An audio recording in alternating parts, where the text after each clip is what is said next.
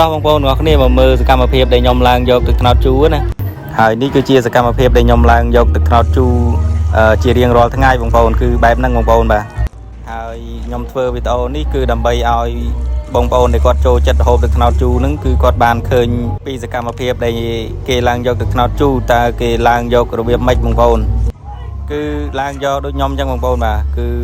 វាមិនសូវជាខុសគ្នាប្រហែលទេបងប្អូនហើយទឹកត្នោតជូរដែលខ្ញុំឡើងយកនេះគឺជាទឹកត្នោតជូរបំបៅមេនៅលើដើមបងប្អូនបាទហើយសម្រាប់មួយដើមនេះដែរគឺបានទឹកត្នោតច្រើនណាស់បងប្អូនហើយបាទបានប្រហែលជា5-10លីត្រជាងបងប្អូនបាទបងប្អូនទាំងអស់គ្នាទស្សនាដល់ចុងវីដេអូបងប្អូននឹងដឹងថាទឹកត្នោតជូរបានប្រមាណលីត្រដែរបងប្អូនហើយនេះគឺជាសកម្មភាព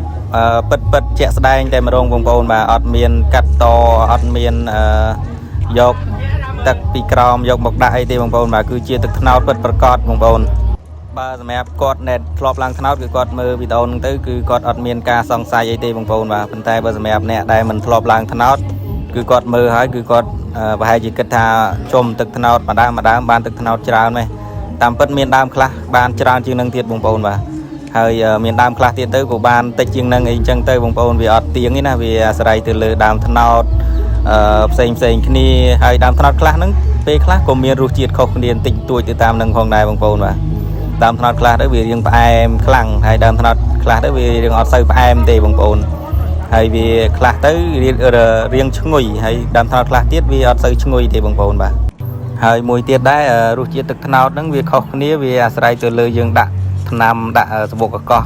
ឬឈើអីខុសគ្នាទៅតាមចំណង់ចំណូលចិត្តបងប្អូនដែលត្រាំណាអ្នកខ្លះទៅត្រាំសបុកកកោសអ្នកខ្លះទៅត្រាំឬឈើអីផ្សេងពីនឹងទៀតគឺមានច្រើនជាងនឹងទៀតបងប្អូនបាទហើយបងប្អូនឃើញសកម្មភាពខ្ញុំឡើងយកនេះបងប្អូនហើយបាទទឹកត្នោតគឺច្រើនណាស់បងប្អូនមួយដើមនេះណា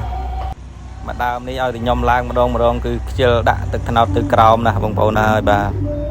ទី1ដោយសារវាទឹកត្នោតបានច្រើនហើយមួយទៀតវាខ្ពស់ទឹកដើមត្នោតនេះណាមួយដើមហ្នឹងវា10ម៉ែត្រជាងបងប្អូនបាទបើកម្ពស់វាណាហើយដើមត្នោតដែលខ្ញុំឡើងនេះគឺជាដើមត្នោតឈ្មោលបងប្អូន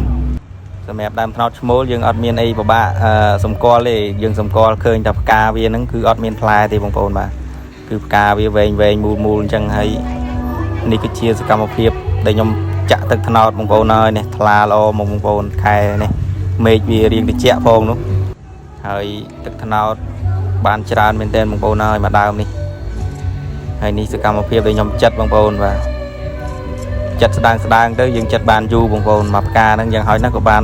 3-4 ខែអីដែរបងប្អូន